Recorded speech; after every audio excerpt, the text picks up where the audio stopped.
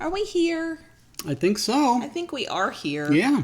Well, we're here. We're always but here. Are we there? I don't know. We've got a green light that our stream health is good. Good. That is important to me. Yes, it is. And we've got people here early. They're chatting. Yeah. Oh, there we are. I see us. Hey, look at us. There we are. So, this is for anybody who comes later after the live stream is over. If you're like, holy crap, when does the stuff start? Fast forward by 7 minutes. If you're watching later, the live stream's over, you're watching after the fact, fast forward by like 7 minutes, go to like minute 8, and that's when everything should begin because we are here 8 minutes early. Yeah. And I don't like to start the topic and stuff until on the dot because people are like, some people can't show up until on the dot. That's true. So we're going to bullshit for like 7 or 8 minutes. So anybody who's like not here for the live stream could just skip all that. There you go. Yeah. I wish I could predict when those sections are. You can skip every time. Oh, we're just gonna bullshit for 10 minutes. Just skip this part. Go forward. It's fine. Hi everybody who's already here. Hi Miss Bubbles. Everyone. Hi C.A. Brown. Hi Connie. Hi Michael. Hello. Hi everybody who joins us later. Good to have you with us. Yes. Yeah. And hi to all the lurkers out there who join in and don't chat. Who don't chat. Yes. We're happy to have you too. As somebody who is a chronic lurker, I totally feel you, okay? I have thoughts, and I'm like, no, I'm not commenting. It's hard because I watch YouTube under my Kayla Lord's account, which is my kinky account. Of course it is. And so I don't comment on most of the videos I watch, even when I have thoughts I want to comment, because I'm like, oh my God, somebody is going to click on who is this Kayla Lord's person, and then somebody's going to have their little vanilla mind blown, so I just don't. So I'm a total lurker. Totally get. Hello, Pam. Hello, Pam. Hi, Ileana. Hello, everybody. How much time? Okay, we got 6 minutes of bullshitting to go. Yeah. We're on a countdown. I'm not going to start talking about the stuff until 2 o'clock on the dot. I am going to complain about my coffee. Hi, Yarn and Whiskey. I am going to complain about my coffee because I was very excited. This coffee was supposed to be a special treat. We went to the little coffee shop close-ish to where we live. That is excellent coffee. Mm-hmm. And I don't like my Americano. I've doctored it, and I don't like it. I'm going to drink it. Of course I'm going to drink it, but I don't like it. I'm sorry. Oh, God. If you don't like it, I'll drink it for you. Well, I need the coffee. I've only had one coffee today, but okay. I don't know. It's got like this, I don't know if it's maybe the espresso roast they use. They do, the coffee they get is from a Gainesville, Roaster. It's all organic. It's all small batch. So far we've bought 1 bag. We've bought 2 bags of the coffee. Brought 2 bags. We've tried one. It was good. It wasn't my favorite. I like their iced coffee because it's not bitter. And I don't know if it's the roast of this espresso because I got an Americano, or if it's just something about the way it was brewed. I don't know. I've had a couple of their coffees now. What was that one? The Irish. Oh, the Pale Irishman.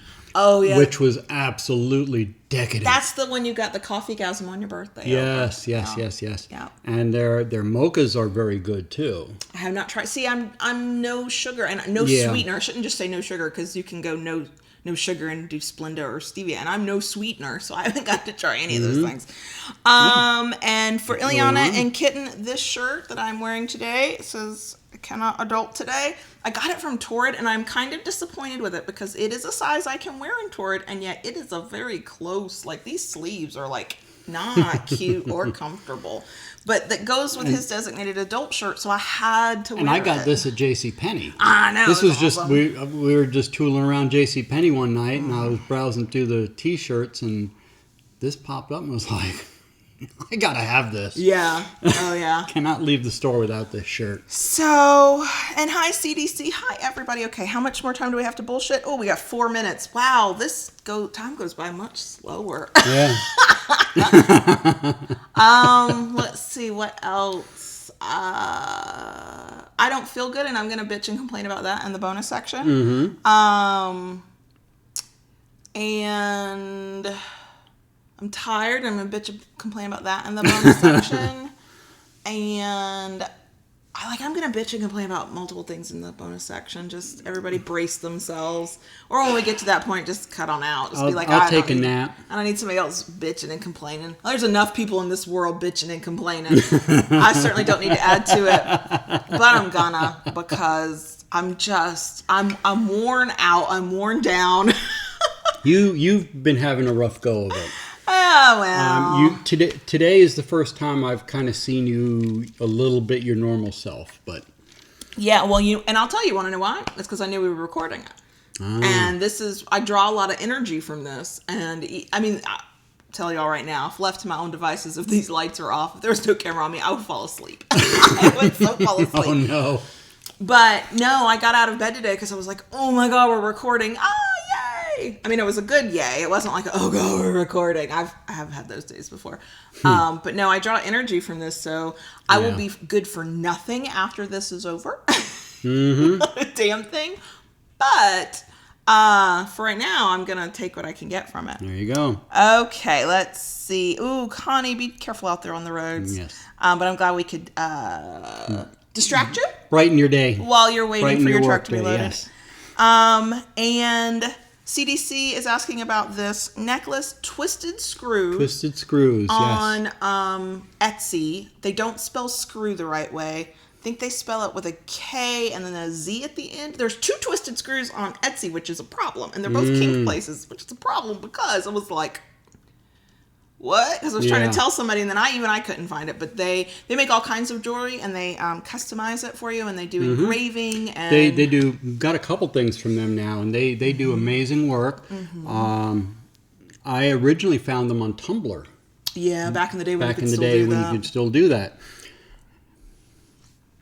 So, yeah, I think we won this in a contest with them. That we won. I entered a contest that they were having on their Tumblr page back in the day.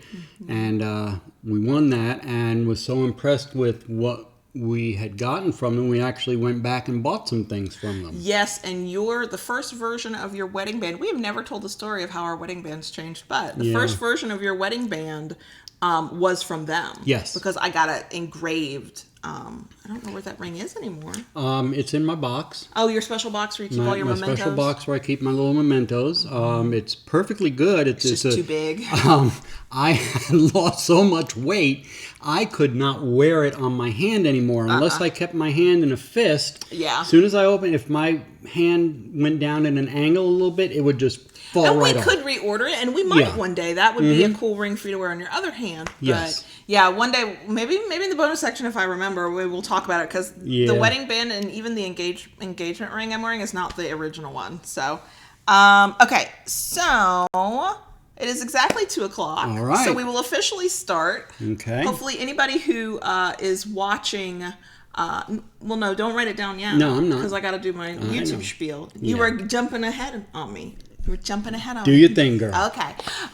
So the topic today is we're going to talk about, and we've talked about this in a lot of different episodes in different ways, but we're dedicating a single episode to having your needs met in your DS relationship. We did an episode, I think it was either 35 or 55, where we talked about when your needs aren't being met. Right. And we've talked about, I think that was 35, and then I think it was episode 55, we talked about what happens when your needs change. But I think we need to put it out there in very clear terms that in a DS relationship, your needs are supposed to get met in some way. But I think also we need to talk about the fallacy that one person can never fulfill every single need that we ever have. So there's stuff to talk about. A couple of things first. One, if you like what we do and you want to help us do more of it, feel free to join us on Patreon. Patreon.com/Kayla Lords. Patreon.com/Kayla Lords. The link is in the description below. That link is always there. I make sure that link is always there. You can't just go to Patreon and search Kayla Lords, though. We are an adult account and they hide us in search. You cannot find us in search. So you got to use a direct link. For however long it takes, we are going to keep a contest going to see if we can get to 100 patrons. And then after 100, we'll go to a next level and the next level. And anybody who's watching, either live or later. If you are a Kinky patron and you enjoy the fact that you're a Kinky patron, feel free to comment about, what you like about it. I'm sure there are plenty of ways we can improve, and believe me, I have a lot of guilt that I don't feel like I do enough on Patreon, but patreon.com/Kayla Lords. And the other thing, and this is just for YouTube and live stream folk, next week kids go back to school. Yay. But also, the time we're normally streaming, 2:00, that's when a kid has to get picked up from school, and he can't ride a bus home. One of us has to go get him. So we have to change the live stream time again. I know, it sucks. We're keeping it on Wednesdays. Yes. We are bumping it earlier in the day. And I know some of you will not be able to make it, and I hate that.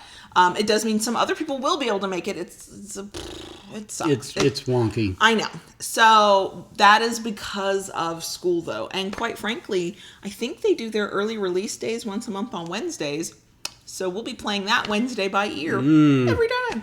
I prefer to be consistent, but not much I can do about it. So yeah, next week we'll be at an earlier time, but we will still keep it on Wednesday. Yes. And patreon.com/Kayla Lords. And the topic is about getting your needs met in DS. Okay, let's actually get into the show, and you can write down your special numbers.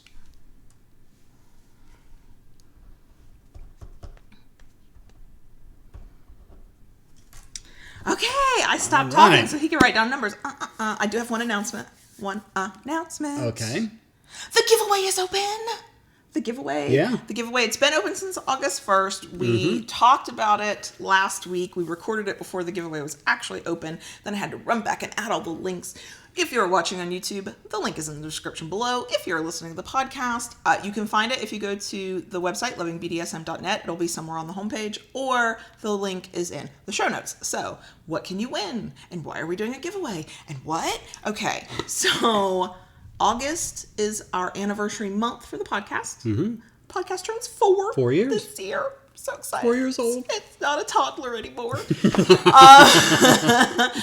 And we do a giveaway every year for that to celebrate. Our actual anniversary is August 27th. That was the date the first episode was published. Nobody was listening at the time, and that was okay. It was totally okay, but y'all are listening now. And so our giveaway this year is a Kinky Fuckery prize pack. 1 winner, 3 prizes.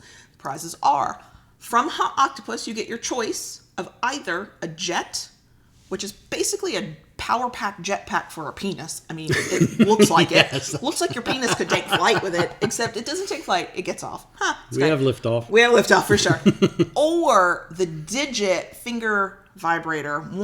Depending on your preference in sex toys or which body parts you're trying to put a sex toy together with, you get your choice between those two, Jet or Digit.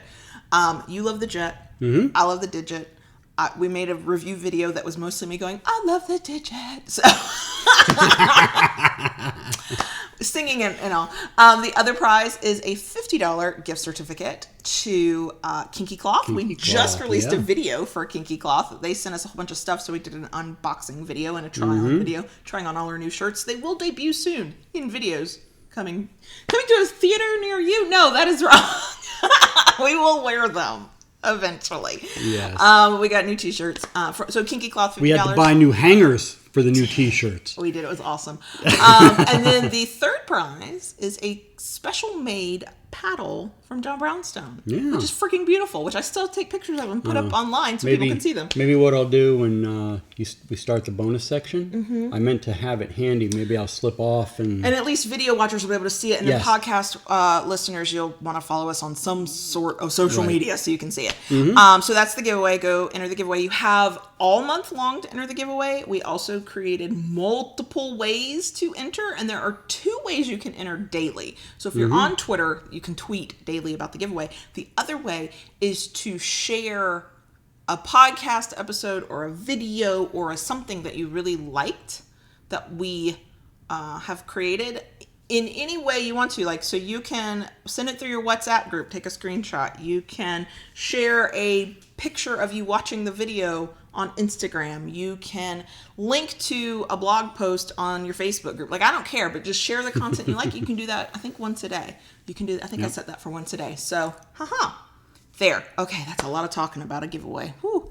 Let's get into the episode. I think that's all I had. That was all I had. So let's say this straight up front so there can be no denying how we feel about it. Okay. Okay.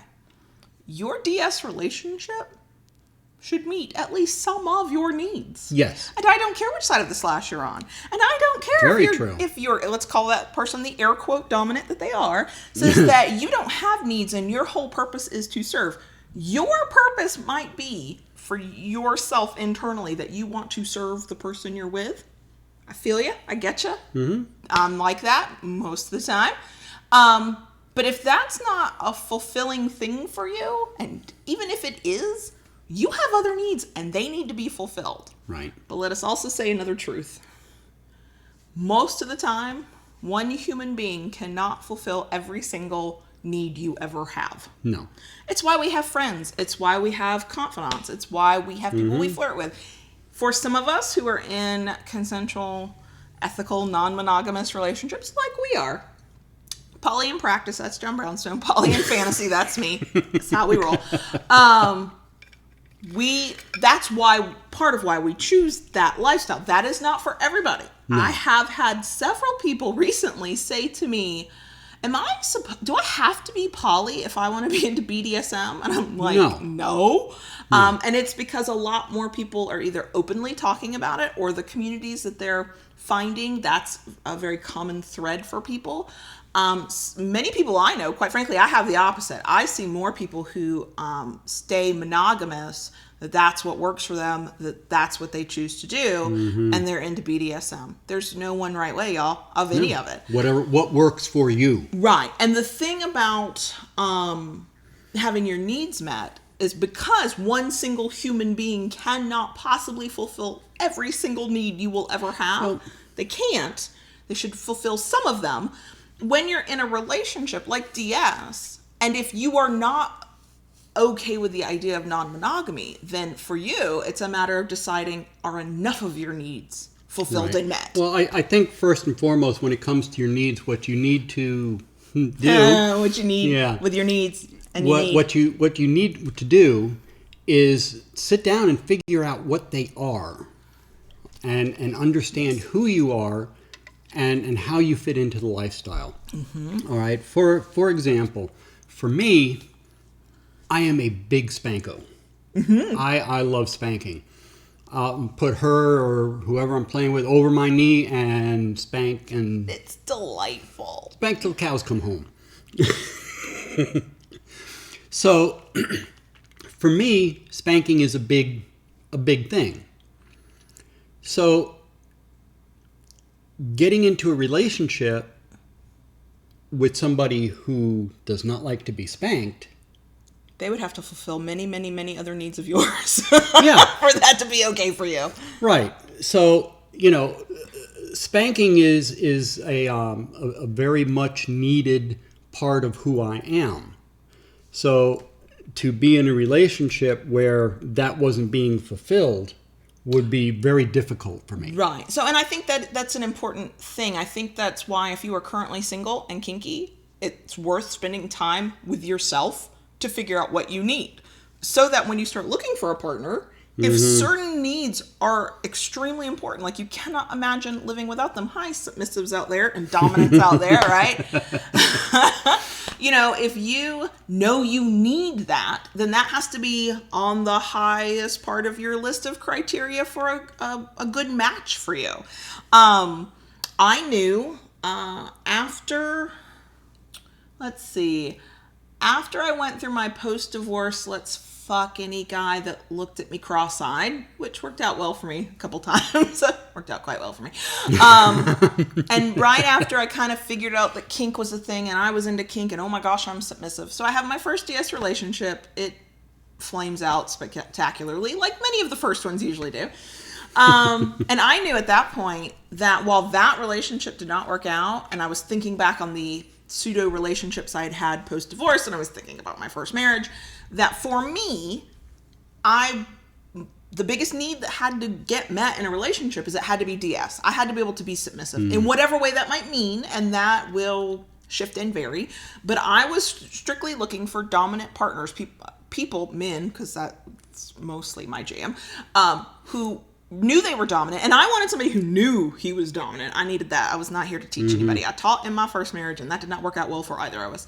Needed him to know he was dominant, to have some idea of what that might mean, and to want a submissive partner. That was top, like had to have. And I think most of us in a DS relationship, if you are out there looking for a partner, you know that part. Well, okay, but that's top level. That's in DS. That's probably the highest level. If you're a switch, you might want a partner who is also a switch.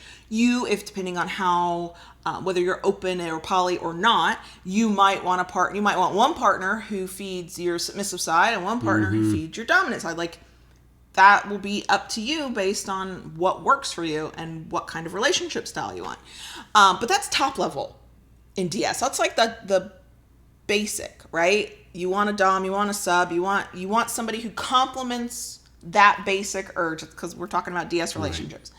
Right. Some people know they want to be a slave, so they're looking for a master or mistress. Some people know that they want to be a little in any way that might mean, so they're looking for a caregiver. Okay, that's top level. But what about your other needs? What are those other needs? You will not know every need you have. I don't care how much self-reflection you go through right away. You might know some of the needs that you have met, like you're into spanking. Right. I know I'm into spanking. I know, it's funny, I can take or leave the pain aspect. Like, I am a masochist. There's a certain amount of pain that I'm like, yes, please. But it is not something that I think about on a day-to-day basis. I do not miss it when, like right now, gone through the past few weeks. No, I've got enough pain from my body. I don't need anybody to add anymore. That's the wrong kind of pain, though. So for me, it's not that kind of need where if it never got fulfilled, I would feel like something was missing.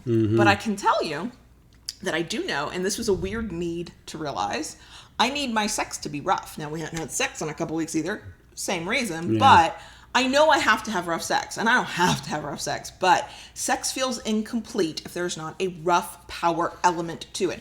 Didn't even have to be with my dominant. Is whoever I'm having sex with. It can't be that sweet, soft, sensuous, the lights are half dim and there's a filter over the camera and everything's all foggy. Like, it can't, that's not and that is a need I figured out that I have. And me either. I mean, that's not satisfying sex to me. The rougher, the harder it is, the more I get excited and turned on. Yeah. And truly, there was a couple of times you were being gentle with me, I think because I was going through whatever neck problem or body ache or whatever.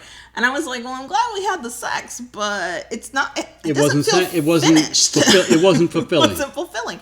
And so, yes, I am a grown-ass person who can have, a need go unfulfilled every so often because you make sacrifices based on circumstances and situations. But I could not be in a relationship where I could never have rough sex. Like that, that would not work for me. But there are other needs. It's not just sex. It's not just kink. But see, going back to the original core of the topic, I think what happens as you grow in the lifestyle, as you learn more about yourself, learn more about the lifestyle, you evolve, you grow, you find new things, different things. Some things maybe not that interesting and they kind of go to the wayside. Other things you find, this is something that's really been missing in my life. This is really... You didn't even know you needed it till you had it, right? Until you tried it. And then it becomes something more important to you. So it becomes another facet, and that's part of that dynamic. The growth and the experience that you gain. That the more you try things, the more experiences you have with one partner or with multiple partners, doesn't really matter. The more you learn about yourself. There are other needs, though. Now there are some needs I knew I had and was ashamed of. So long before I could say I was a baby girl, I knew I was submissive. Like, I knew I was submissive. I know that I like to serve the partner I have. I like to be of service. I like to be of use. That fulfills me. That makes me happy. And I shied away from my baby girl side because my baby girl side is the side that needs somebody else to take care of her. That's when I need coddling and I need somebody to go, it's going to be okay. Or I need somebody to tell me to do something for my own good. Now, I might pout and stomp my feet all the way down the hallway, but I'm also a grown-ass woman and could go, no, I'm not doing that, and that's not what happens. I pout and stomp my feet down the hallway and do what I'm told to do because I know that person's taking care of me. But I had a lot of internalized shame about that because I was raised, I don't know if this is an 80s, 90s thing, or I don't know if it's still happening. I'm not raising women, so I don't know. But I was raised with this idea that women are supposed to be independent. Women are supposed to be strong. Women don't need a man. Women don't need anybody to take care of them. And there I was, desperately wanting somebody who would take care of me. Not all the time. Not in a way that meant that I was incapable of taking care of myself. I'm very proud of the fact that I can take care of myself. I know that it better not happen, but I know that I could be alone again and life would suck, but I would survive. And I would even thrive. It would suck, but I could do it. But that's not what I want. And it happened, I've noticed it mostly post-divorce, but I felt it in my my first marriage. I feel it at different times, but there was a lot of shame around it where I thought there was something wrong with me as this independent feminist woman who wanted a partner who would take care of me, wanted a partner who would go, just sit there, I've got this, wanted a partner who'd be like, you need to go to bed. And what I learned is that's part of my baby girl self. I mean, yeah, well, you'd sit up all night watching YouTube videos if someone didn't tell you to go to bed. That is also true, Yes. which is why I stomp and pout all the way down the hallway until we go to bed. And then I'm happy once I'm in the bed. I'm like, oh, this is where I was supposed to be. Because no, sometimes I would not take care of myself in the healthiest way. So that was a need I felt for a long time. And I was scared of that need because of what I thought that need said about me. So some things like that, I never really got to experience until DS because I happened to both times have partners who could feed that need. They were willing to take care of me because I was willing to accept their care. Now that a little bit of fighting, now that a little bit of struggle, I had to learn to accept that need internally as it was being fed externally. So some things you're gonna need, and there's gonna be some part of you that's telling you that you shouldn't need it. The word that I know to be very leery of now is should. Can, will, won't, all those words, okay, fine. Should, my therapist says you're shoulding all over yourself. Because should is more of an external thing. It's about what other people think you're supposed to want and need or do with your life. And most of the time, what we think internally, what is important to us is the true thing. That doesn't mean we always want things that are healthy for us. Sometimes we have to break some cycles and habits there. Not every need is the best need we could have, and it may come from something else that's happened in our life, and so we've taught ourselves to need something that is not good for us. But most of the time, for most of us, we're saying to ourselves, well, I shouldn't want that. I shouldn't need that. Anybody who came to kink with any level of shame about dominance or submission, you've already been through this. You know, I shouldn't want to have power over my partner. I shouldn't want to hit my partner. I shouldn't like to be hit by my partner. And we've already should it all over ourselves. And that's a very, very common thing. I went through that. And I was very surprised when I was finally able to talk about it, even brought it up at a munch one time, and was amazed at the number of other dominants who were like, yeah, me too. And, you know, it's a real thing, and it does happen there because as men, we are taught you don't hit a woman, especially a woman. Right, and that's a good lesson to learn. Well, I mean, you don't just go blatantly out and start hitting on someone, but you know, it's something that can be so ingrained in you that you know when you're faced with that, it's overwhelming. It can be overwhelming. And there can be a lot of shame, and a lot of people repress their needs for a very long time because they've got that internalized shame. They've been taught by society, by their family, by whoever, that they're not supposed to want that. When you start talking to yourself internally, on paper, however you get introspective about your needs, if the thing you're saying to yourself is, I shouldn't need this, that needs to be a red flag to you that that is society telling you what you should or should not need. BDSM, kink, it is on the fringes of society. It might be forever. Certainly might be for our lifetimes. Who knows? Maybe it'll go mainstream one day. But it's because a lot of what we do, fetishes, kinks, just power exchanges, are not accepted by a vanilla world and a vanilla society. I think that's getting a little bit easier. It's one of the few good things to come out of 50 Shades of Grey. But it also leaves room to explore desires that could get you shunned by a vanilla society. Because there are, with consenting partners, safe ways to explore things that your brain is going, I should not want to do this. And if you can find safe and consensual ways to explore why this thing or that thing turns you on, you can decide, oh, I don't actually need this. Yeah, I had that experience. It was great. Or, oh, wow, no, this fulfills me and this makes me happy and this makes me feel complete as a human being. I'm going to keep exploring it. And you're doing it, hopefully, in a safe way that respects consent from all parties and is done in a way that is, society might not accept it, but society doesn't accept most things. So quite frankly, fuck society. And you're doing it in a way that fulfills you and maybe even fulfills and gratifies a partner. You never know what their needs might be. So there are some things that can be problematic in kinks and fetishes. People being fetishized is problematic. Race being fetishized, gender, sexuality being fetishized is problematic because you stop seeing the person and you see this characteristic about them, and that's not good. But knowing that you, whoever you are attracted to, pick a group of people, pick a type of person, right? And your brain is going, I shouldn't like that. I shouldn't be into that.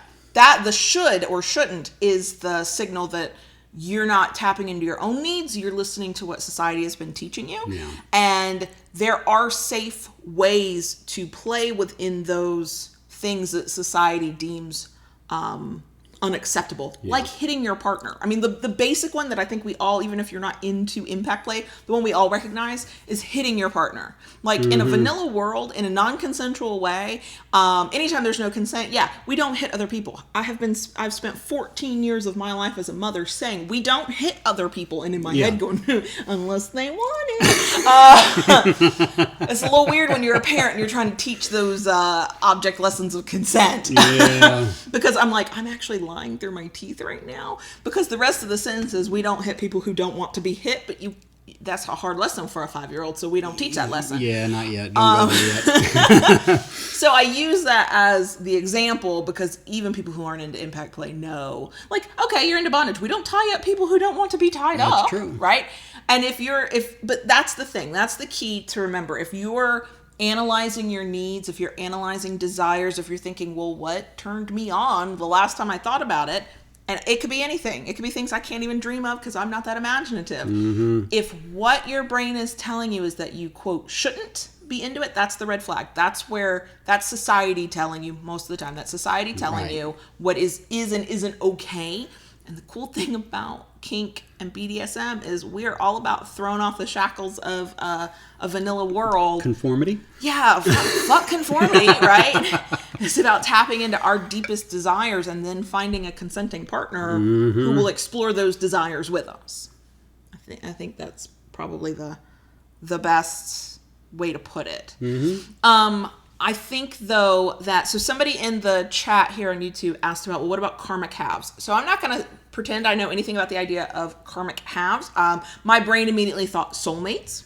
That's kind of how what I interpreted that. That's kind of where. So to the person who mentioned karmic halves, if that is not a good comparison, please leave a comment and tell me what you meant. But I am going to talk about the idea of soulmates. So first of all, I think most of us have heard, if not been taught, we're all looking for a one true soulmate.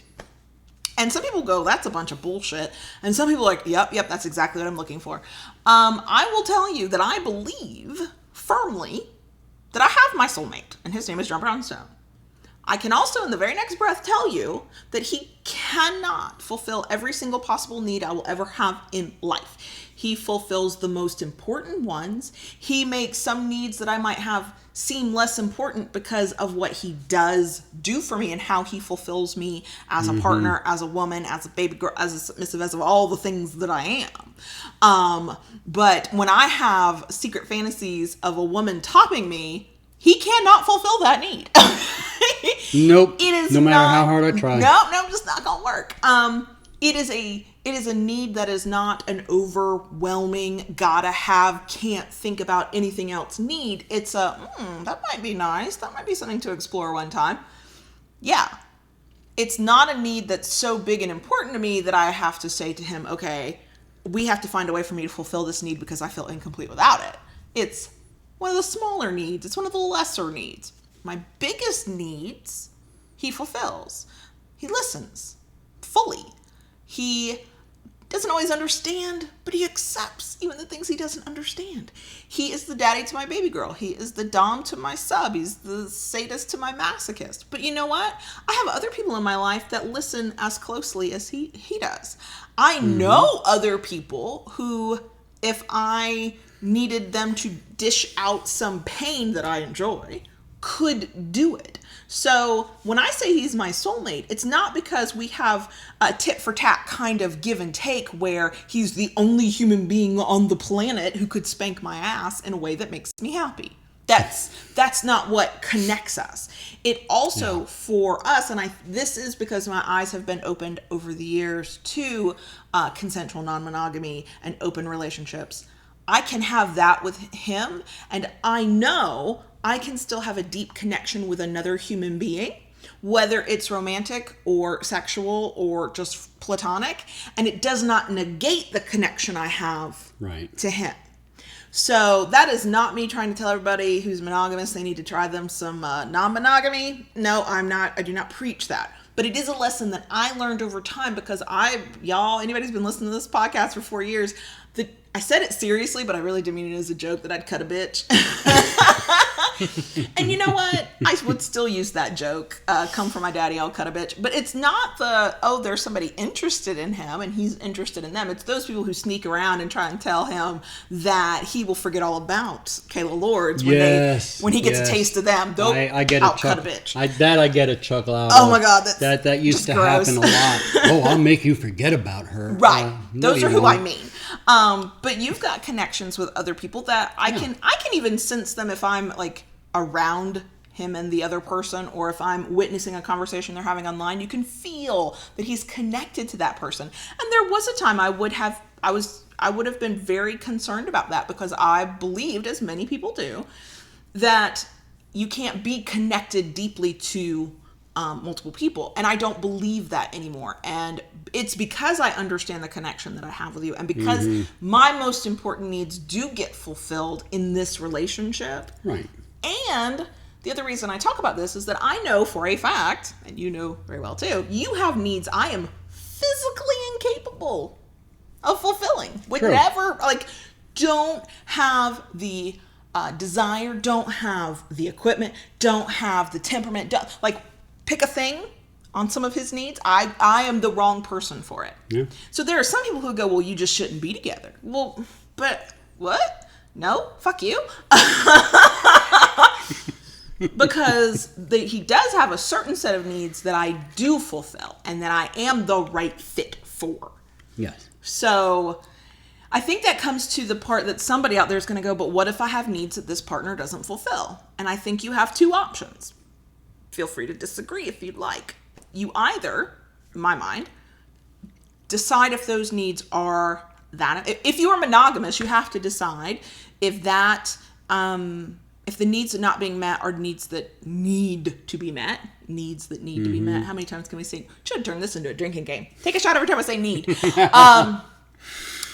And only you can decide if those are that important or if they're things that you can fulfill in other ways. Read erotica, watch porn, masturbate. Can you? I don't know. And sometimes you're with the wrong person. If you are monogamous and you want one partner and you want you to be their only, them to be your only, then you might be with the wrong partner. If you are willing to explore open relationships, non-monogamy, it becomes hairier because now you've got a lot of navigating to do. But then you kind of open up your world a little bit to, okay, this partner fulfills these needs. Can another partner fulfill any of this other list of unfulfilled needs? Right. That's a choice you can make, and it's only a choice that you can make, and there is no right choice or wrong choice. I do think there are a lot of relationships, vanilla kink, doesn't matter flavor, that there are two people sticking together because they've now put in the time, they've now put in the effort, none of their needs are getting fulfilled. And instead of just breaking that relationship off, as hard as it is to end a relationship, especially a long-term one, they stick with it even though both of the parties are miserable because none of their needs are getting met. They're not willing to talk about it, or if they talk about it, it's like they're speaking two different languages at one another and they can't find that middle ground. I was in a 12-year relationship where not one single need of mine was getting met that I did not meet for myself. Okay. Like not one need. Okay. Other than that of childcare for small children. And as I learned through the divorce, I'll pay for that shit. And it was hard, but it was the right thing to stop being with a person who could not and would not meet my needs, with whom I no longer wanted to try to meet their needs. Like I'd spent time trying to meet their needs and didn't get mine met. And then we got to a point where there was no working it out. There was no trying again. There was no path forward. And now I'm at a place, because I've had that experience, where I'm not interested in being with a person, because I don't do casual. Some people do casual and I'm just not that type. Because I don't do casual, I'm not interested in being with a person who actively doesn't meet my needs. Well, see, that really makes the point, because your major needs were not being met. Mm-hmm. So intrinsically, you were not being fulfilled in any way. Right. Absolutely. Yeah. So you see where that got, where that leads. It's comes down to the core needs being met. Mm-hmm. That's why I said in the beginning, you need to truly understand what your core needs are. And some of those needs you're not going to know until you figure out you're not getting them, or you thought you needed something else and you're like, oh wait, no, I was just given the thing I thought I needed, and that's not a good fit. It doesn't. Mm-hmm. I don't know how other people would describe it or experience it, but I have noticed for myself that when something is right, it's almost like it just clicks into place. When I figured out I was submissive, and I've said this many, many times, it was like I was finally whole. There had been a puzzle piece missing, and I knew it was missing, and I knew something wasn't quite right, but I could still function, so it was fine. And the moment I went, oh my God, I'm submissive, and I would almost tell you in my head there was an audible click. Everything just came together. All came together. And one, I made so much more sense. And two, I know there are a lot of people, dom or sub, that when they figure out who they are and what they like, they feel a sense of shame about it. Maybe because society taught them that, or whatever it might be. I did not. I knew I needed to keep it on the down low. But, God, I just showed my age there. Nobody says down low anymore. But I never went through that sort of guilt thing or that worry thing. I didn't want anybody to find out I went through that worry thing. I kind of freaked out over, oh my gosh, is there like a scarlet S on my forehead now? There's not, by the way.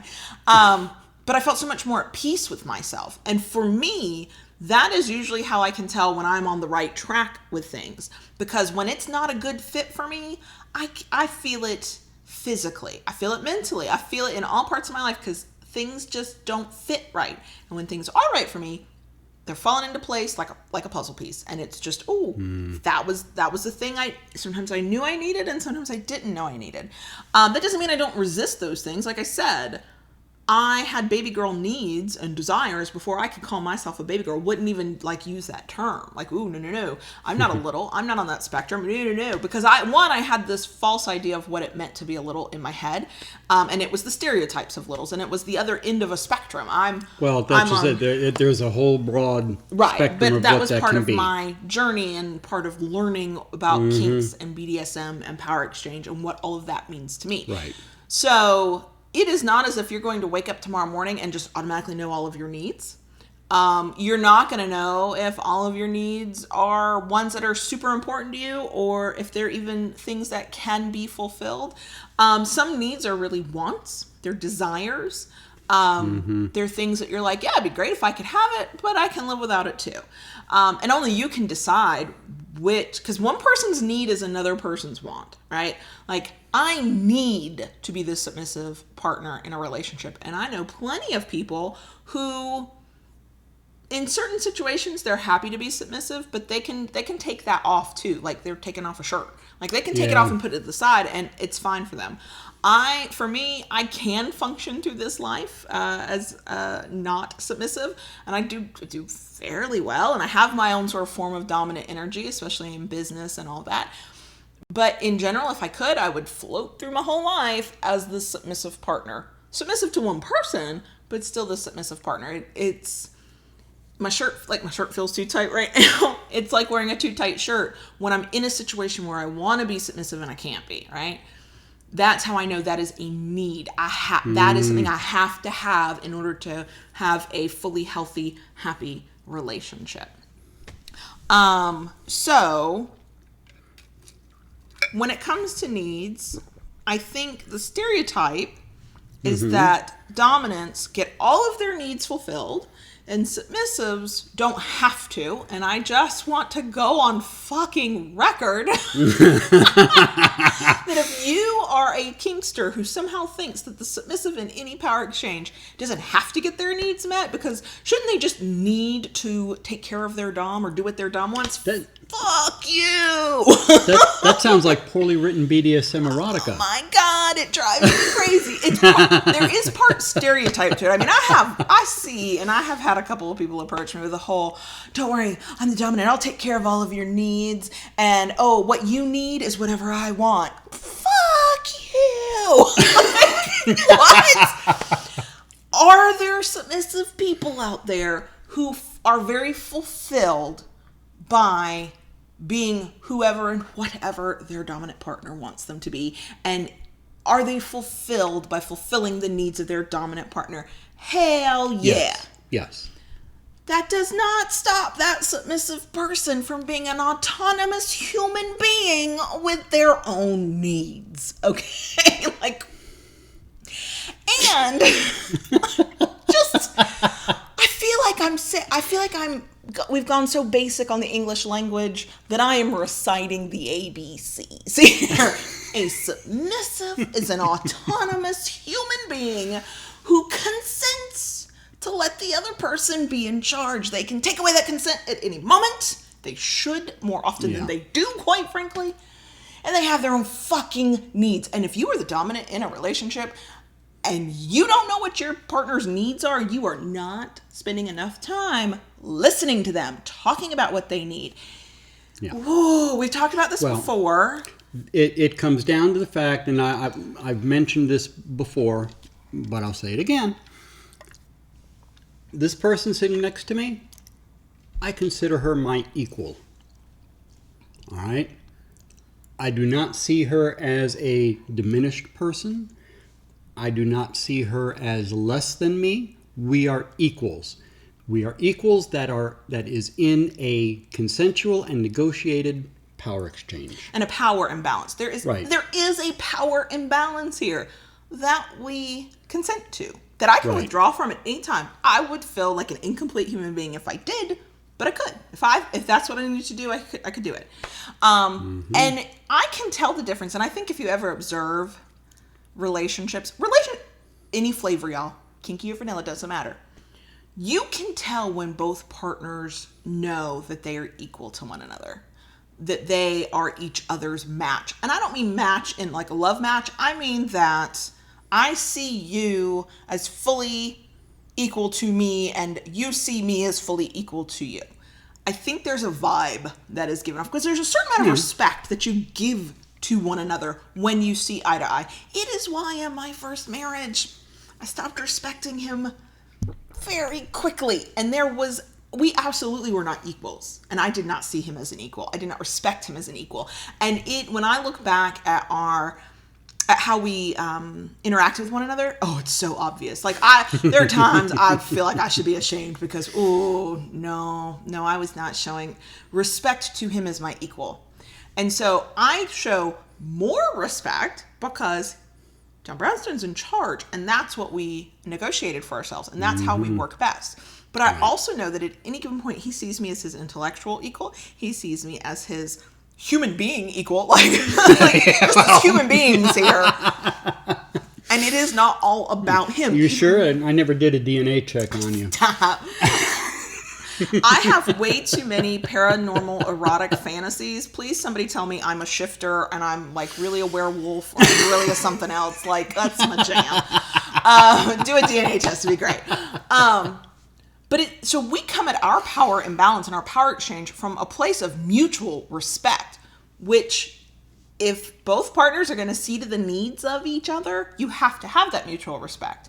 He can't be in it just for John Brownstone, because that means he's not respecting me and what I need as a submissive, as a woman, as a human being, as a whatever. If he can't respect me as his equal, then he can't possibly recognize I have needs that he might not even know about or understand, that would be different from his needs. I think we've talked about many, many, many, many, many red flags over the years, and we certainly focus on red flags of dominance. And quite frankly, if you need another red flag, anytime a dominant or top wants to put air quote around that dominant, wants to tell you that they will fulfill every need you have because they'll just know them and you don't have to share and you don't have to talk about it, and their needs are your needs. Run. Scary. Run. At the same time, to my submissive friends out there, when you try and tell me that your needs are whatever a dominant's needs are, you've been reading too much erotica is all I got to say. You've been watching too much porn. I'm going to need you to slow down and remember the ABCs of BDSM of you are an autonomous human being. This is... like, what? I think as a quote red flag for submissive, it's not that submissive is not a real submissive, like we would say for the air quote dom. It is that you are uneducated and you are thinking of the fantasy of GS and BDSM when you think you can't possibly have your own needs, or you have been around some bullshit con artists who have like fucked up your education of what it means to be kinky and into BDSM, where they tell you and you've believed for whatever reason that you're not supposed to have your own needs. No, that's not true. You might have needs you don't even know about, that you won't even know you have until you explore some kink with somebody. That's very true. You will discover latent needs that never even crossed your mind because you didn't even have the education and the knowledge yet to know that existed, to know you needed it. I mean, there are things we find out we need that we didn't know we need until we got it, you know? My most basic is finding out I was submissive. Like, it made total sense. And I was like, oh, yeah, that feels good. That's right. For other people, it's a spanking. For other people, it's wax play. It's pain. It's bondage. It's some, like, obscure kink I can't even think of. Like, you don't even... For as much as you think you know yourself, you don't know yourself until you start having even more experiences than you've already had. Because every new experience you have is an opportunity to learn. Yeah. And Jennifer, I agree with you. There is a certain extent that service does fulfill you. And I said that earlier. Yeah, as a service did. Submissive, that is very fulfilling to me to fulfill their needs. You know, funnily enough, with her not feeling good this week, I have been... deliberately not asking her to do some of the things, see the face, some of the things that she would normally do for me. Last couple days, I've been making my own coffee. You've been making shitty coffee. Well, no one makes it. That you shouldn't have to drink because I make better coffee and just let me make the coffee. You do make better coffee. But I know what a hassle it is once you get yourself into a comfortable position sitting or laying down. I'm not going to say, get up and make me a cup of coffee. And you know, it's funny, in the moment while I'm sitting there, I'd probably be very grateful that I'm not being asked to get up. But it's after the fact, I'm like, wait, what? So let me explain something. When I say that your dominance needs should not be just your only needs, there is nothing wrong, especially if you are a service sub oriented like I am, with finding fulfillment and fulfilling your dominance needs. I absolutely agree with that. I know that feeling very, very well. It is why I get pissed off when he makes his own coffee, because he's making shitty coffee. Because I know how he feels about his coffee, and I know I do that well. Don't get in my way. Okay? I'll just do it. And for some people who are purely service subs, that might work. As long as they are fulfilling the needs of their dominant fulfills their needs. It is an equal need, okay? It's two sides of a coin. You need to fulfill the needs of your partner. That's a legit need. And if that's what you're doing and that's what you're getting, cool. I'm not saying that can't be its own need. But for many of us, that is not our only need. So, I'm a service sub and I'm a sexual sub. So I'm very submissive in bed. Whew. That doesn't mean I don't have preferences. Like we said at the top, if he decided tomorrow that the only kind of sex we were going to have was slow lovemaking, I would do it because it makes him happy. Right? Even he shuddered. I would do it because it makes him happy. But I assure you, there would be times I'd be like, can we do something a little different here? Because I need something different out of my sexual experience. It's the same reason why, yes, technically, my body is available for him to use. We have that kind of sexual submission as well. He can fuck me anytime he wants. Thankfully, he's a decent human being who's like, you know what? There's snot coming out of her face. I'm not going to fuck her right now. Or, oh God, she's crying with a migraine. This is not the time to fuck her. Not the right time and place, no. Right? And I might know intellectually that I am of service to him at any time. He can fuck me on whim. That does not stop me from being fucking grateful that he's like, oh God, she looks miserable. That's just not sexy right now. I'm gonna hold off. I'm gonna go over here and masturbate. Now I will say, and I'll admit this as a sexual submissive who wants to be sexually available at all times, I still, I don't have a problem with a partner masturbating. There are people who have a problem with their partner masturbating, and that could be a whole other episode on a whole other podcast. We got to talk about that, y'all. I don't have a problem with it. It's not cheating. I have to put air quotes around that word because, yes, some people think that their partner masturbating without them is somehow cheating. I do not understand that. I fundamentally disagree. That being said, when I know he's masturbated because he wanted some and I was either unavailable or I don't feel good and he's trying to take care of me, there's a little part of me that goes, oh, he masturbated instead of fucking me. Oh, am I not sending the right signals? Am I not communicating properly that I'm here to be fucked? What? And then I go through that. I do go through that because service sub, sexual sub, those two things collide. He clearly wanted to have an orgasm. He clearly wanted to get off. Why was I not the chosen one?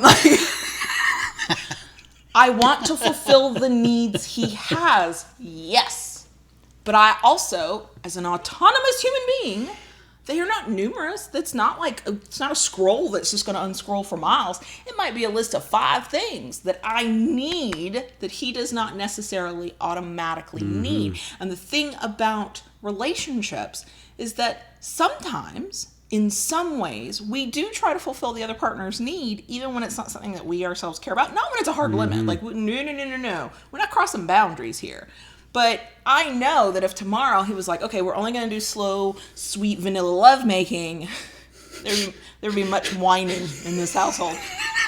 But I also trust him enough and know him well enough to know that if I opened my mouth and communicated my needs and said, I'm going to need you to fuck me rough at least 1 out of every 3 or 4 times. Could we negotiate that? He would do that for me. As long as there was not some physical medical reason he could not do it for me. Yeah. And if he could not do it for me, because of the nature of our relationship, he would say, with my blessing, go find somebody who'll fuck you like a bitch in heat. Okay! See you later. Yeah. This is a little off topic, but not. We are at a point in our relationship, because it's non-monogamous, because we do talk about literally everything. We're riding down the road the other day, and I'm reminiscing about dick I had before I even knew it was kinky. It was good dick, y'all. It was really good. This dude, he was not much for conversation, and he only ever took me to a Chinese restaurant for food, because I said, look, we can fuck. He's my fuck buddy. We can fuck, but you gotta feed me, okay?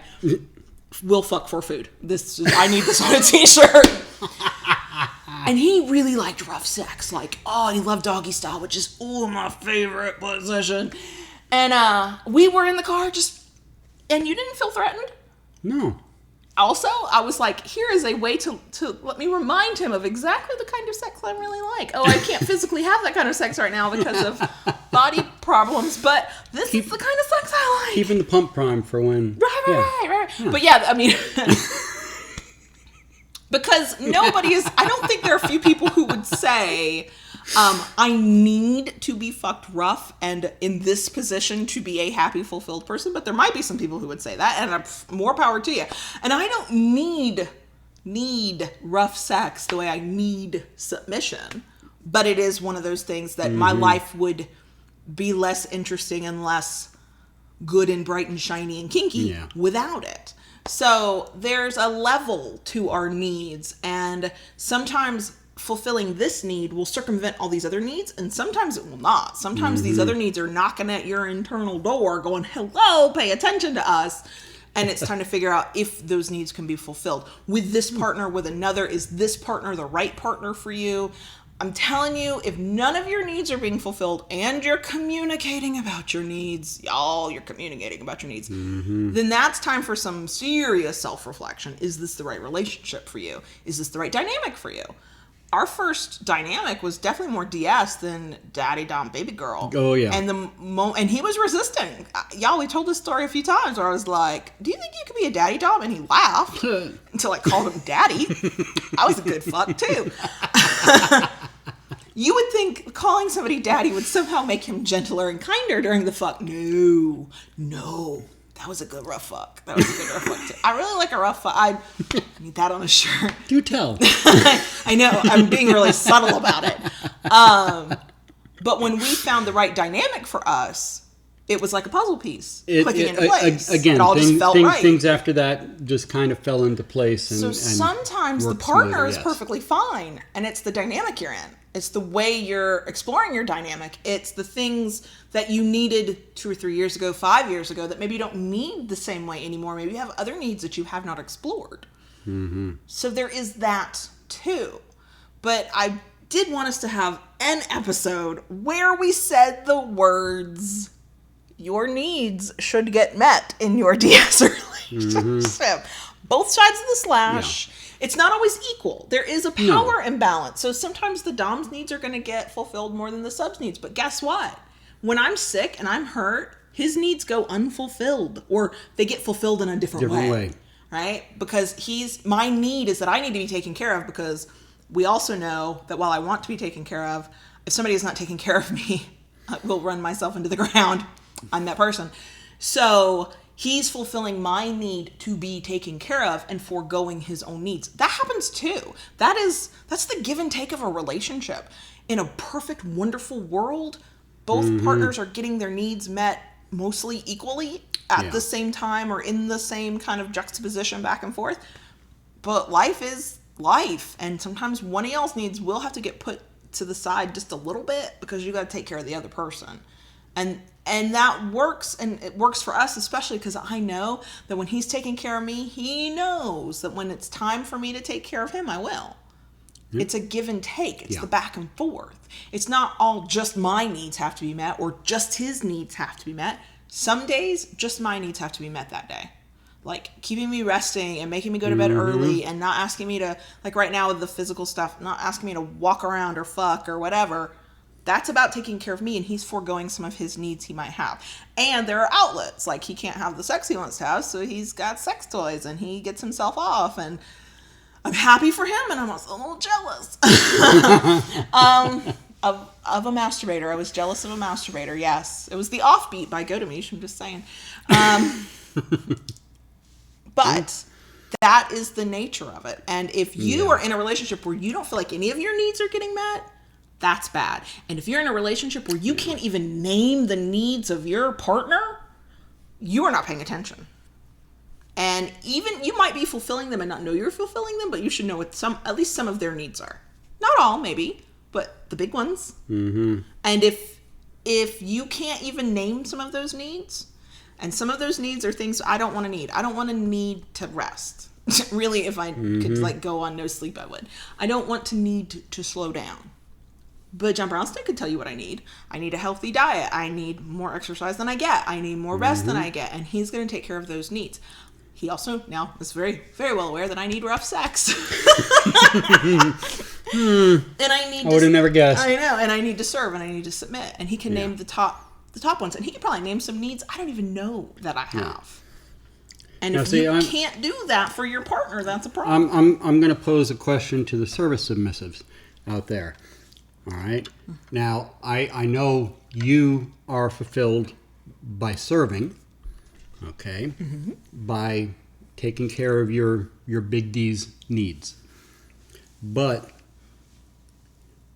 when you receive acknowledgement for that service, when you receive thanks, does that fulfill you? Does that? I can answer. Okay. Yes. Okay. But y'all know I'm a gold star baby girl. Meaning, it's not a level of submission. I mean, I need gold stars. I need acknowledgement. If I could have a sticker chart. That's why you like Starbucks so much. Oh my God, they give me so many gold stars. If I could have a sticker chart, and we did at one point have a sticker chart, just I couldn't maintain it. I like them. I like them in theory. So I like a thanks. I think, and we've talked about this before. We got a whole episode on attitude of gratitude. I'll try and link to it in the show notes later. I'll try to remember. But gratitude from the dominance perspective, you need to show gratitude. It is curious how, as a submissive, do you see it? I do not need thanks for everything I do. I do need thanks from time to time. For me, if he never said thank you, if he never acknowledged what I do for him, I would grow resentful. I have quit jobs over a lack of gratitude. They didn't have to pay me anymore. They needed to fucking acknowledge the work I did for them, and that I did do good work, and I knew I did do good work. Y'all know me, okay? I've quit good paying jobs over it because I grew resentful because they cared about my work because they cared when it wasn't getting done, but not enough to at least say thank you. And not every time. So I know me. I could not be in a relationship where there was never any gratitude shown. So that was going to be the next part of my question is, as someone who serves, would you still continue giving that level of service if you never received any kind of acknowledgement for it? Even the smile of even a happy even the dog. smile. I mean, if all you get was like a, Right. They acted like you didn't do it at all. And I know there are some dynamics where the service is expected. I think more of master-slave dynamics, which I will fully admit I do not fully understand. I'm not that person. But even in some healthy dynamics I've seen and witnessed, there's still a sense of gratitude. Yes, you are expected to do these things. Here's your list. Here's your this. Here's your that. Yeah. But that doesn't stop you from being a gracious human being. Again. Yeah. Before our roles, we are all autonomous human beings. Right. And certain things, if it is hard for you. I know there are people who are not good for different reasons. Maybe it's a brain wiring thing. Maybe it's they don't know how, they weren't taught the skills. They're having to learn it now in their 40s. Like, I get it. We all come from different backgrounds and at different levels in different places. If you are recognizing that you're not good at that, that's a step in the right direction. Are you working on it? Like, what little tricks and hacks can you do if you're not showing gratitude and you feel like, oh, that's probably something that should be done? So in a sense, judging by what you've been saying, what we've been talking about here, and the reaction from people on YouTube, that gratitude is in a sense a need. That for people who are service oriented, that gratitude is a need that keeps feeding the service. It's a I'm trying to think of the give me a word. Give me I a know. word. I'm thinking of the words. Somebody give us a word. There's a word. There, it's I want to say self-fulfilling, but I don't think that's quite right. It is. It's also a feedback loop. Yeah. It's you give this, you get this, you give this, and as long as one keeps happening, the other keeps happening. Right. I think I defined that correctly. Okay. Somebody will correct me because you always do. Yeah. No, and I agree. And there might be some people who don't need that, and that is okay. Right. But I think it's worth a little thought experiment. Okay, how do you feel when you get gratitude from the person you're serving? Does it fill you with a little bit of a little happy There's been some good words there coming in through the YouTube chat. Self-reinforcing, symbiotic. Two sides of the same coin is what I would say. Yeah. Think of any person with power. There are power dynamics in every part of our life. Okay? In a classroom, the teacher's in charge, the students are not, right? At work, your boss is in charge. You are not. Unless you're the boss, that's cool. Power dynamics work best when there is that back and forth. Right. When, yes, of course, the employee is expected to do the job they were hired to do. Of course they were, or they would not work there. Or they should not work there, let me say that. God knows I've worked with some people who should have been fired. Yes, they are supposed to do the job that they were hired to do, of course. But if you want to get more out of them as the boss, you say thank you. You show gratitude. You show appreciation, especially if somebody goes above and beyond, if somebody does a really good job. Yes, in little ways and big ways. In a classroom, the teacher who can praise not just the A student, but the effort of the struggling student gets more out of their students than the teacher who doesn't. The same is true in DS. This is why we have a whole episode on gratitude. Right. Yeah. And I think it is a worthy thought experiment. If you get a little something, a little positive spark of something as a submissive or a bottom, when your dominant or top shows gratitude, tells you did a good job, thanks you, then that might be something you need, even if you didn't recognize it. Things that, I think we think in terms of big needs. I need a roof over my head. I need food on the table. I need a dominant partner. Big top level needs. And then there are little lower level subtle needs that we don't know their needs until we don't have them. And if you've ever been in a relationship, especially as a service sub, and you grew resentful of your partner because they never once acknowledged what you did for them, you need gratitude. I think we all need more gratitude in our life. But from a service sub perspective, that then becomes a need. What are you giggling about? Jennifer's on to me. Okay. About why I'm so nice to the Starbucks baristas. Yes, because I cannot make every coffee you drink. So you That's better be true. nice to those Starbucks baristas. That's true. So, we could talk about this forever. Yeah.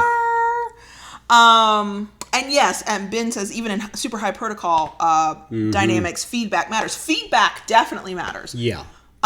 Feedback comes in a lot of different ways. It comes in gratitude and also comes in sort of a correction. If you're not doing something right, feedback goes in both directions. Yeah. So that's why communication is so important. So the submissive, you might say something in a different way because of your power dynamic, but a submissive also needs the freedom to find a way to be able to say, that thing you did, that didn't work for me. We're at a point where I'm like, that did not work. Yeah. Like I don't like get all meek. And I'm not all like, Daddy, I love you and you're a wonderful daddy, but I gotta tell you, no, I'll go, that did not work. I don't know what you were trying to do over there. She's like, we ain't doing that shit no more. Right. That will not work for every dynamic. I know that will not work for every dynamic. That works for our dynamic. It's one of those things why we joke, he's poly in practice, I'm poly in fantasy, because it took us, we've been together we've been together over 6 years. We've known each other almost 7. Mm-hmm. And we're just now to the point where I am so comfortable that I can be this relaxed. I'm a relaxed baby girl, relaxed submissive. Like, we don't stand on a lot of protocol. That doesn't work for us. It doesn't work for me. I think it would work just fine for you. But it does not work for me. And it took me this long to get so comfortable that I could just say what I needed. So I'm like, nobody else has that kind of time. Nobody else wants to wait literal years for me to get that comfortable. Years, y'all. Yeah. Every year I can look back and I can almost track the journey of how comfortable I am with myself. I think some of that's a self-confidence thing. How comfortable I am with my submission. Like, every time somebody online tries to say, you're not really submissive, I just laugh now. There was a time many years ago. I think I hit the mic, I'm sorry. Many years ago, where I would have crumbled a little bit and then gone into that whole self thing of, am I really submissive? I don't know. And now I just laugh. I've got that self-confidence and I know who I am to John Brownstone, which is really all that matters. Right. But yeah, so. Okay, so I get to moan and complain in the bonus section, right? Yeah. Okay, yay. So are we good?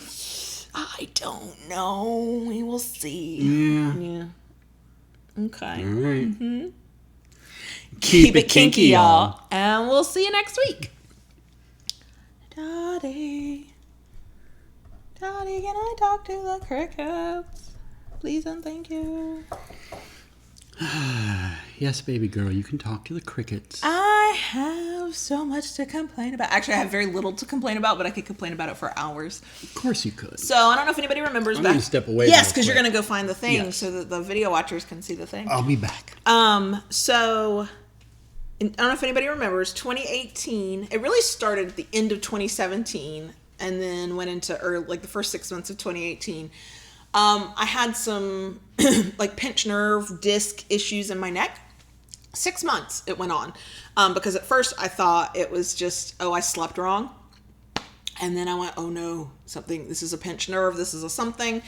Got an MRI, ended up getting steroid shots in my neck, did physical therapy for weeks, was on multiple medications designed to help nerve pain, which just made me loopy, so I ended up not taking them. So after I got my shots in, I think the spring, like maybe May of 2018, I'd have to go back and look. Pain went away. It was like magic. And the doctor had said, these can last forever. They can last a year. They can last 5 years. Like, there's no telling. You might need these again. Okay, fine. But I felt good. I was like, ooh, look at me. I'm feeling good. And I was like, whatever. Well, the other day, the pain came back. And I really do think it's partly because I had not been paying attention to my posture. I've not been exercising like I need to. I need to just do some gentle yoga stretches because, man, when I stretch, I always feel so much better. Just working too hard, not sleeping enough. I was, up until about a week ago, a stomach sleeper for my whole and entire life. Because, I hit the mic again. Because I was born at a time when they used to tell moms to put their babies on their stomachs. And my mom did, and that worked for me. Now it's put them on their backs, I know, but still. So yeah, I had neck pain. I've had neck pain. And it's funny because if I get into the exact perfect position and then never move again, the neck pain goes away. But what has happened is all the little associated muscles in my body. Honey, don't hurt yourself. John Brownstone's walking in front of the camera, podcast listeners. Or if we'll call that walking, sure. And so now the neck pain, I have gotten a new pillow. I still had some of my old medicine. It hadn't expired yet. So I've been taking that when I sleep. And I've been taking it easy and slowing down and resting and propping myself up and generally taking care of myself. So the neck pain has actually diminished a lot, which is good, which means I might be okay. But now my back is killing me and it's all muscle pain. Because I've got a couple of muscle spasms that keep happening. And then because of how I've been holding my body all the muscles are like, ooh, bitch, we don't normally do this. We're tired now. Yeah, we've been putting the in the TENS unit. I've been doing the TENS unit. The electrostim unit has been being used for medicinal purposes. And moist heat, which feels wonderful. Hot showers feel really good too. We need more water pressure in our shower because that would really feel good. But so for 2 weeks now, I've been in pain and I have not been sleeping well. And I'm learning how to not sleep on my stomach. I have a special pillow that makes it completely uncomfortable. Jennifer just asked what kind of pillow you use. now have the memory foam one that is meant to support your neck, which feels amazing. But it is designed in a way that you cannot comfortably sleep on your stomach. And so I'm forced to sleep on my back or my side. And so I've not been sleeping well. And the pain has been wearing me down just a lot. And it's made me, like, I do my client work because that's what pays the bills and we got to be able to pay rent. But I haven't been doing as much blogging or website stuff or any of the projects I had planned for the past 2 weeks for the YouTube channel. Some like admin stuff that you can't really see but are important things to do. Like I haven't done shit because I don't have the energy. I don't have the time. I've spent days where I just wanted to cry because I was so tired. Not because it hurts so bad. I don't usually cry from pain. I'm masochist. I got a pretty high pain tolerance. But cry from the frustration that I just can't feel better. Like the one thing stops hurting and then something else hurts. I assure you, when we stand up from this, where we're sitting, podcast listeners, we're actually sitting at our fireplace. What's this thing called? I don't know what it's called. Yeah, I can't think of the term. It's not the mantle. That's above us. It's the thing below us. It's above the ground, but it's low to the ground. And when I go to stand up, even with multiple pillows under my butt, I will hurt. I'll probably need to go lay down in the bed.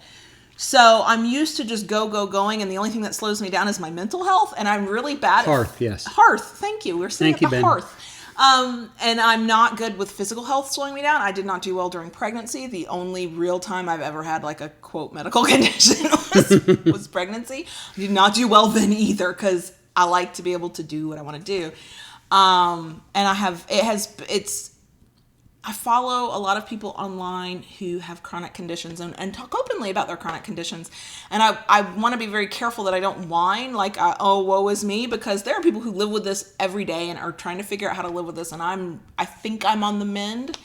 But I do have even more empathy than I had before because being forced to slow down and only doing in a day what my body will let me do in a day has been difficult, and I know a lot of people go through it. I'm not special, I know, but it's been hard, and so that's why when we sat down to record earlier, and you were like, "Oh, you seem to be doing good," it's because this is where I'm drawing energy from right now. Talking to you guys is very energizing, and it's fooling my mind into thinking I'll have energy when we're done. So I'm like, oh, we could do this and we could do that. No, we cannot. I'm going to get this recording done. And then I'm going to go do something quiet in a relaxed position. I do have a lot of reading to do. Yeah. So yeah, that's been my thing lately. And it's been hard. I mean, they're like thinking about it too hard. It makes me want to cry not because it hurts. Like I said, that's not going to make me cry, but because I'm just like, dejected. Like I want it to be over with. And I think partly because it's like I don't know if this is a thing that'll be here or if it really is on the mend or if it's going to be like with your back where it comes and goes, where you have lots of good days and then you have like a week where it's just bad. Like I don't know. And the reason we have not gone to the doctor is because when we moved, we had to change our insurance policy, and to get one that didn't put us out of house and home, it's a high deductible policy. So it means every time I go to a doctor, I have to pay the full amount. Yeah. And yeah, I could pay for a doctor's visit, but my experience the last time I went through this neck thing, it was multiple. And I was going to the physical therapist twice a week. And like, that's not a chunk of change we can really afford right now. Or that I'm willing to spend. If I can doctor it at home and I can learn how to navigate it, then that's what I'm going to do. I am considering going to a chiropractor because the one thing that made my neck feel better when this happened last time was when they would put it in traction and they'd like manipulate my neck and I'm thinking I might try a chiropractor. Yeah. My aunt sent me some information about a chiropractor, so I might try that. I go to a chiropractor on occasion when my back acts up and I can't get it to settle down on its own. I've become kind of good at that. I've been dealing with it for so many years. But I can normally get it to go back into place on its own.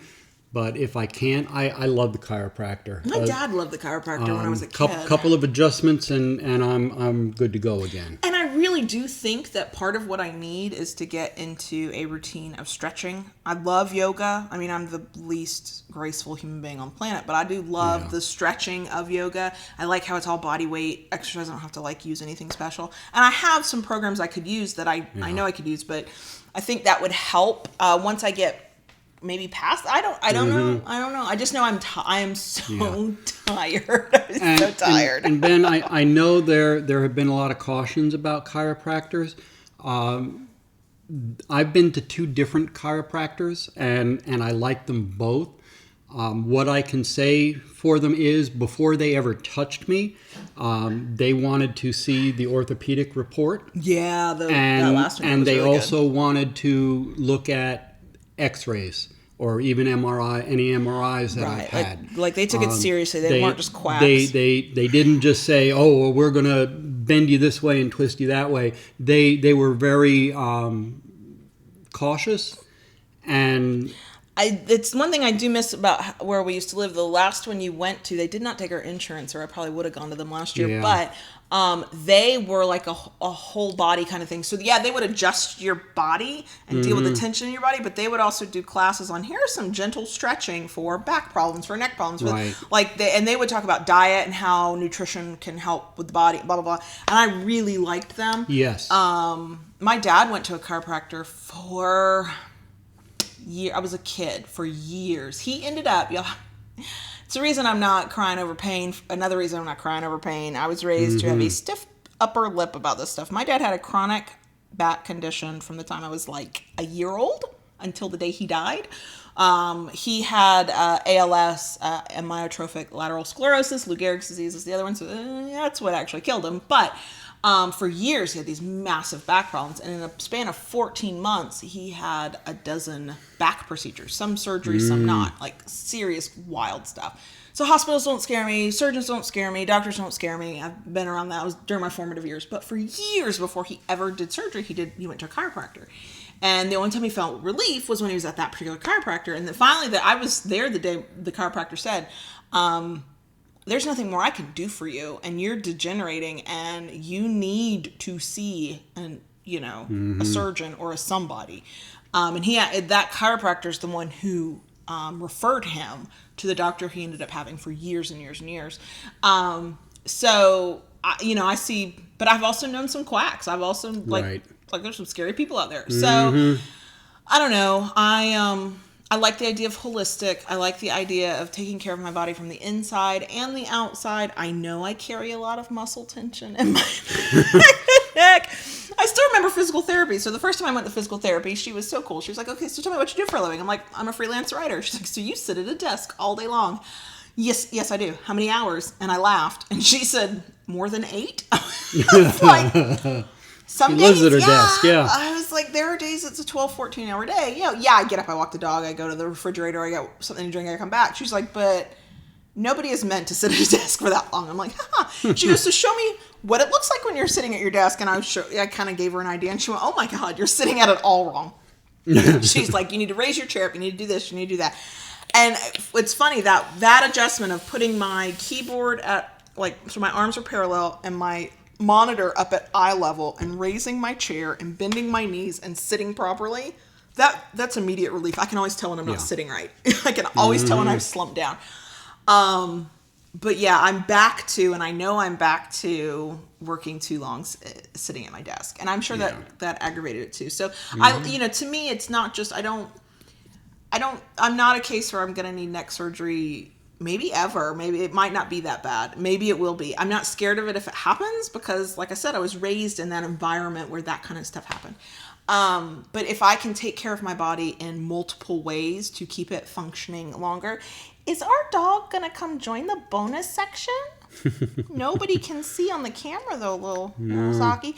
Then that's what I want to do because I need this body to keep functioning for as long as it possibly can. So...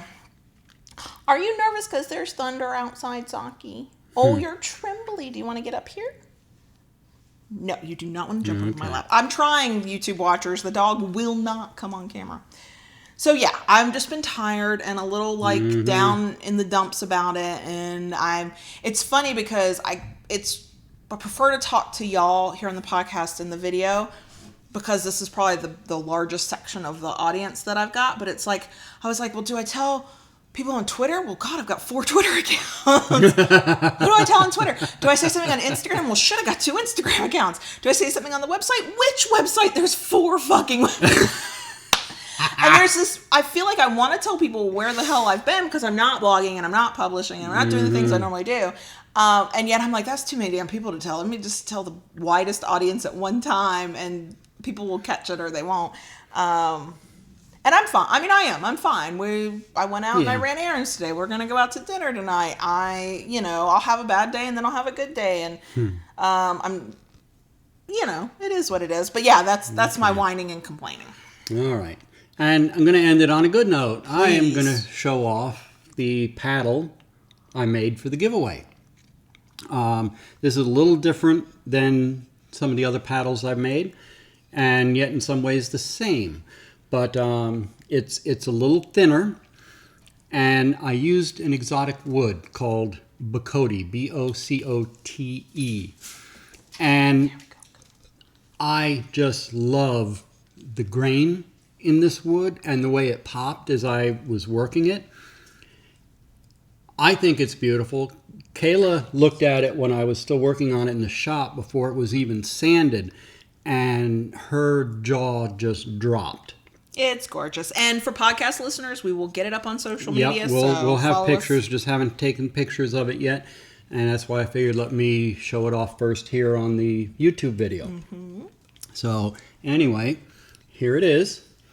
I'm looking off to the side because I want to see how I'm holding it in the camera.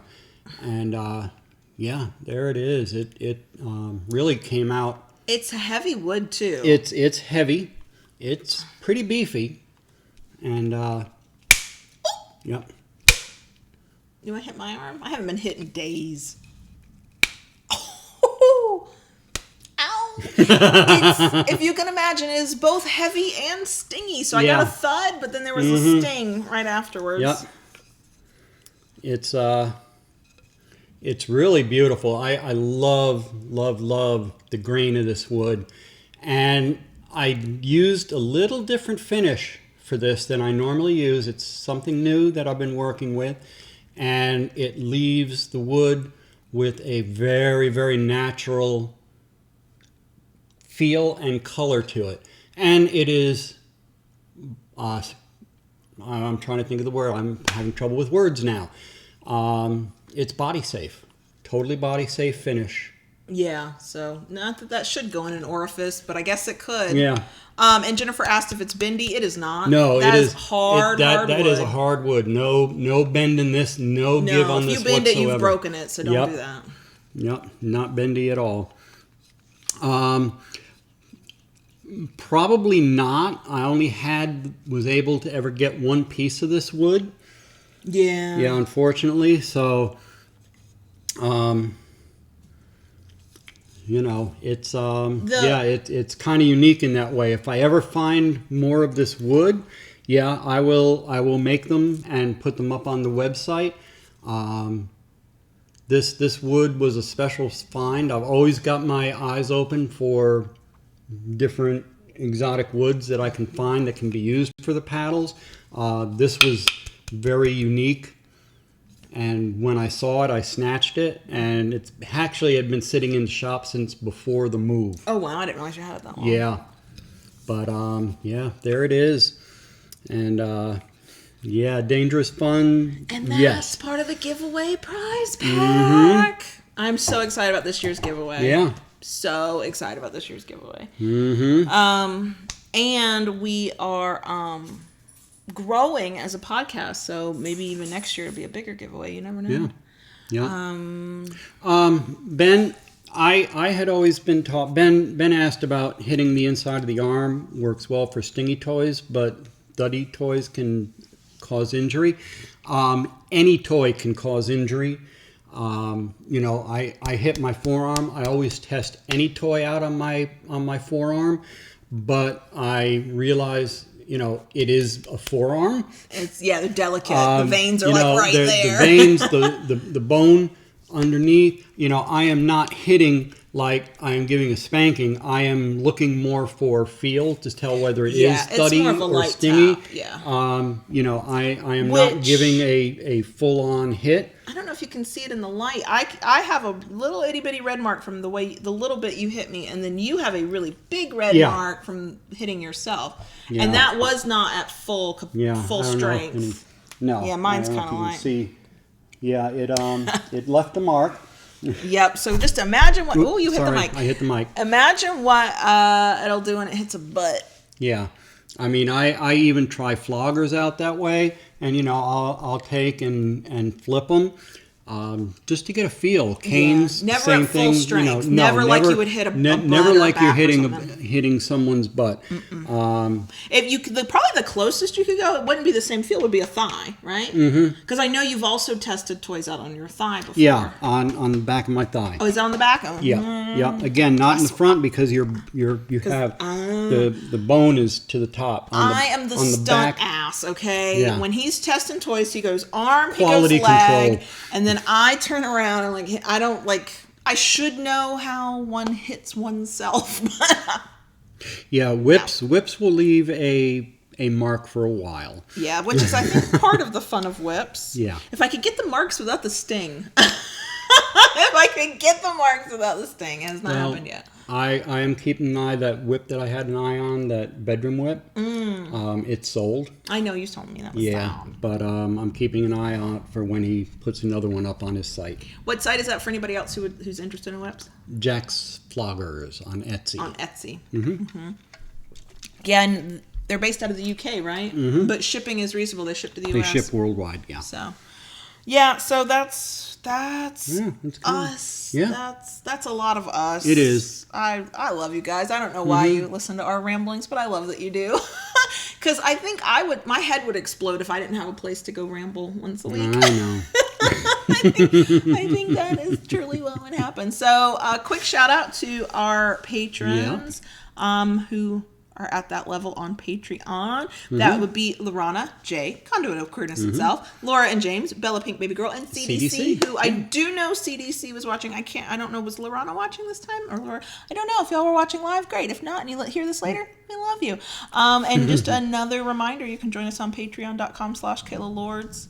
And once we get to 100 kink patrons, even though I have enjoyed sitting at 69 patrons, I'm just saying I like that. Once we get to 100, we're going to do a giveaway just for patrons, and we'll do some other special stuff. So, and we have our eye on a camera for the YouTube watchers. Yeah, we have to figure out if we can make it where it's on sale, and we have a $50 off coupon, which would make it way less expensive.